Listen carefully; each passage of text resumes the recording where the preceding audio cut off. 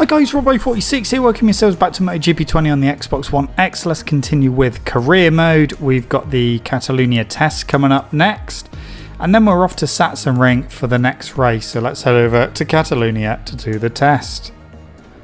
Okay, so we'll obviously start with bike A and see how we get on. This is bike I'm currently using, and then we shall try the prototype bike B. See how we get on with that. Just set everything up. Tyres. Yeah, it's 127 degrees. The tests always seem to be like maximum temperature, so okay. Let's just, should we put full tank of fuel in? Yeah, let's do that. Right. So here we go. Not been the best of times. In fact, the weird thing is, it's not actually registered my best time. I've already beaten the threshold time, but it's not registered it. So according to the game, I've not actually set a lap time at all. But that's not actually the case. I have gone quicker than the threshold. It's just not put my my time in. It done that weird thing as well, where I came back into the pit. And I went back out and I was on the prototype bike, even though I was still on bike A. So I had to go back into the pit and switch, like click on bike A again, and then it gave me the correct bike again. I had this trouble a couple of seasons ago as well, where it just wouldn't register the times and it was just being weird. So as you can see, I have registered the time because it's saying I'm a 10th under that time. It's just that the game hasn't actually registered it. So we'll see what we can do on this lap. Hopefully it'll be okay.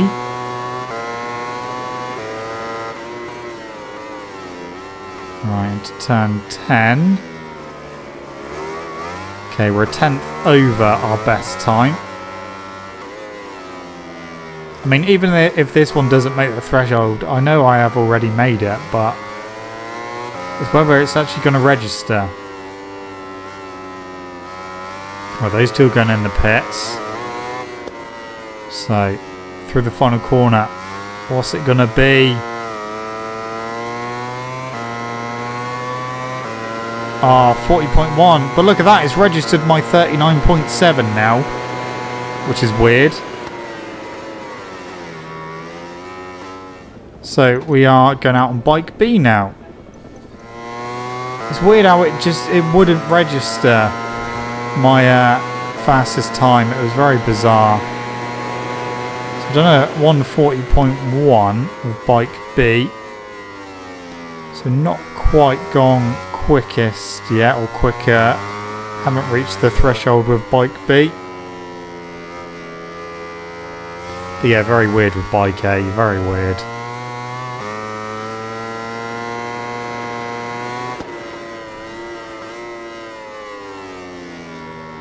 Right. Okay. How are we looking? How are we looking? A little bit too hot into that.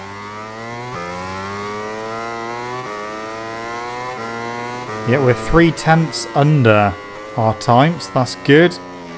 Looking like it's going to hit the threshold.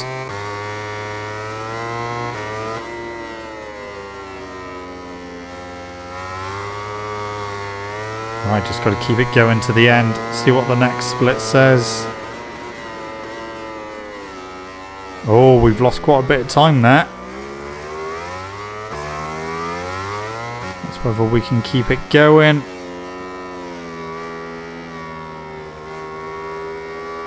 Come on. Right, one corner to go. Are we going to beat the threshold? I don't know if we are. I don't think we will.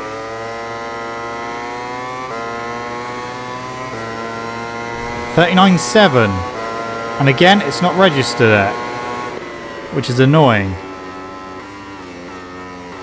Right, okay.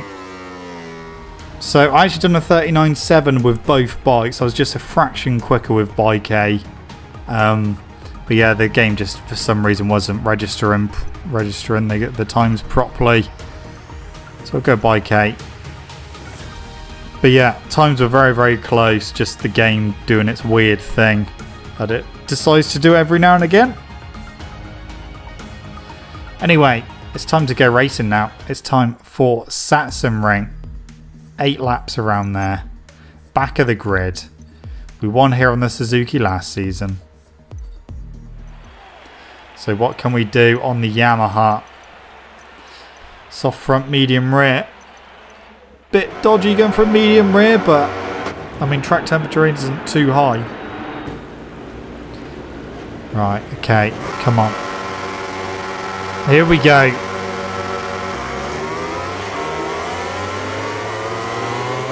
Okay, that was a half decent start. So yeah, 8 laps around here.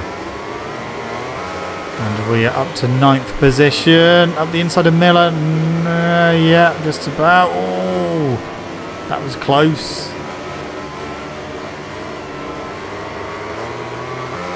A leash on the inside. We're going to have to try and cut back underneath.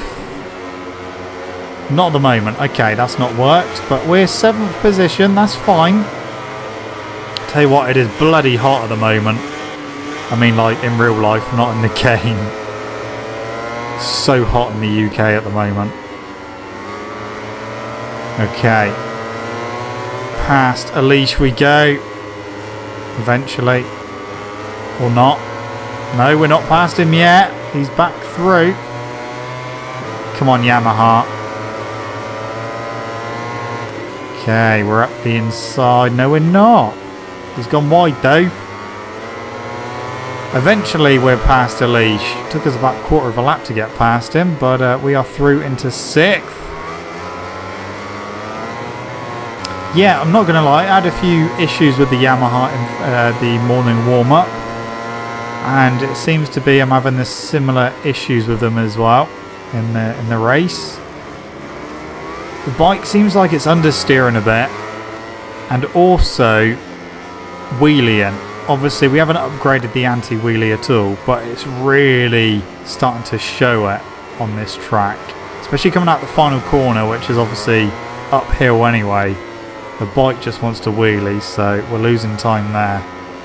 And yeah, it's just not feeling that good on the brakes either. So we're just going to have to do what we can. But this might not necessarily be a win or even a podium. Of course, I'm going to keep fighting and see where we end up. But yeah, we'll see what we can do. We're behind Quattararo. I'll tell you what, whilst we've got a little bit of a break at the moment with not much happening in front and not much happening behind. What a ride from Brad Binder at Brno at the weekend. Unbelievable. We all knew he's a fantastic rider, but to win in just his 3rd MotoGP session, or his 3rd MotoGP race, and not only that, he's on a KTM. So not only did he get his first win of the Grand Prix category, he got KTM's first win in the Grand Prix category as well. It's unbelievable. Brad Binder, he is certainly a talent and one to look out for. And it wouldn't surprise me if in the future Ducati and Repsol Honda try to get a hold of him. I mean, you compare it to how Alex Marquez is getting on, who's also a rookie, and he's on the Repsol Honda. It's just night and day. Brad Binder getting his first win already in just his 3rd race and his rookie season in the Grand Prix class. So yeah, the last person to win a race in their rookie season was Marquez. So and obviously Mark was on a full factory Honda back then as well. This is a KTM that has never won before, which makes it even more impressive. So Brad Binder, I think he's gonna do well at Red Bull Ring as well, because the KTM is fast, and Brad Binder's got quite an aggressive riding style, and it seems to work for him and suits the KTM. I mean, his teammate was doing well until that racing incident between him and Zarco. It was a racing incident. There's no other way about it. Why Race Direction decided to give Zarco a long lap penalty is beyond me. Pole left the door open, Zarco went for it, and then Pole decided to close the door while Zarco was there. And they both touched and Pole went down. But I'll tell you what, the way that Zarco took that long lap penalty was just amazing to watch. Like, literally just the bike was just inside the white line. He was leaning, knee on the floor, kicking up the dirt as well, and just managed to get around it. And that's probably the fastest we've seen anyone take the long lap penalty. It was just an amazing thing to see. And good to see Zarco back on the podium as well. The Yamahas struggled at Brno. They are going to struggle even more at Red Bull Ring. They are the 4 slowest bikes through the speed traps. And Rossi being obviously the tallest rider, he is the slowest of them all. And Red Bull Ring is a power track, a top speed track. So yeah, Yamahas are really going to struggle there. But again, we could see the likes of Brad Binder, Pol Espargaro, maybe even Oliveira as well get towards the sharp end. Hopefully we'll see the Ducati start doing something as well. They've been really disappointing this season, apart from Bagnaia, who is unfortunately out at the moment injured. Jack Miller's done alright as well. I mean, I know Dovi got a podium in the first race, but things are not happy in the Ducati camp at the moment. Okay, so we are currently in 4th position. Can I catch the 2 Yamahas ahead? We're on lap 5. We're coming to the end of lap 5. So Marquez is way out in front. We're definitely not going to win this race. Rossi's in 2nd. Vinales is in 3rd. Can we get with him? I mean, Vinales at the weekend was... He's never going to win a championship riding like that. Just... How can you go from, you know, qualifying well, and then in the race he just dropped like a stone? He's behind Rossi for quite a while, and then that was it. Just kept dropping. But at least we didn't see any Yamahas have any mechanical issues this weekend, so that's a good thing. None of them went pop in the race. But if it's going to go pop, it's going to go pop at Red Bull Ring. So, yeah. Red Bull Ring is going to be interesting. Obviously, we're there for 2 races as well.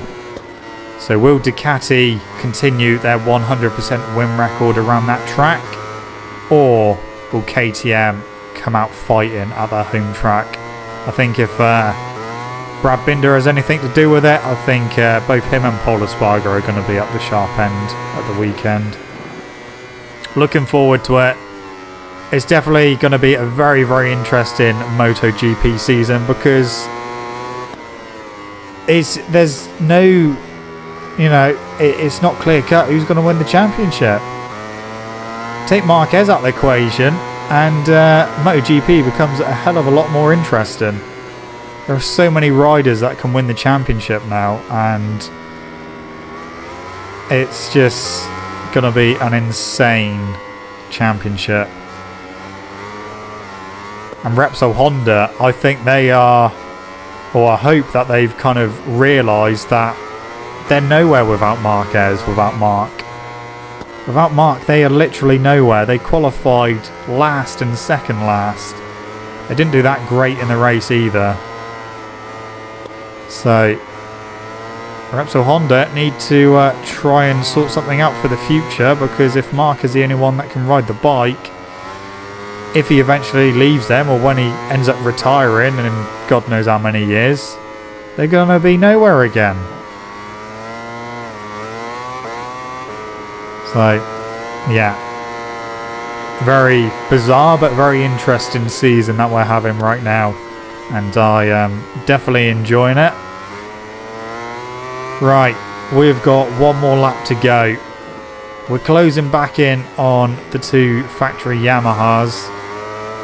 But yeah, this bike just wants to wheelie out the final corner, which is losing us drive. Can I get him on the final lap? The tyres haven't actually been too bad.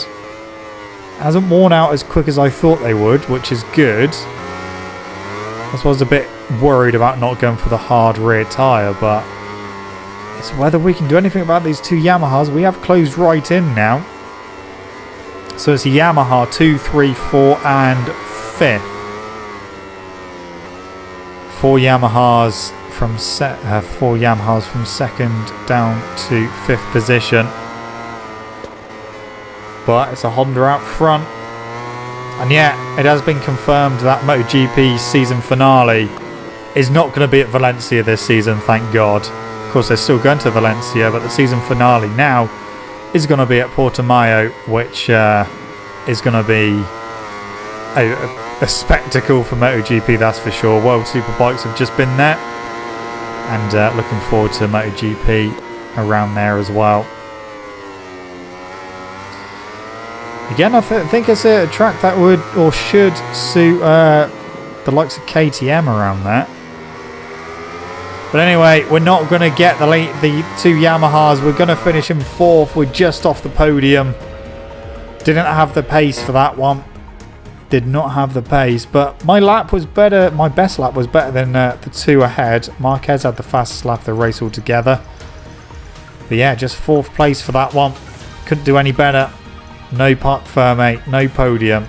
Marquez will close down the championship to 30 points now. So we've still got a big lead, which is fine.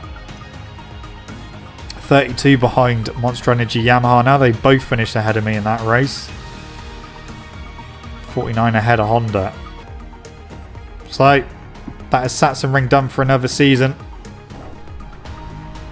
Wasn't actually too bad. 4th place, I'll take that. I've had worse.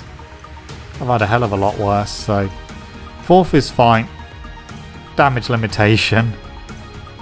But the fact that we couldn't win around there now, you know, we do have to worry about the likes of Brno and Aragon now.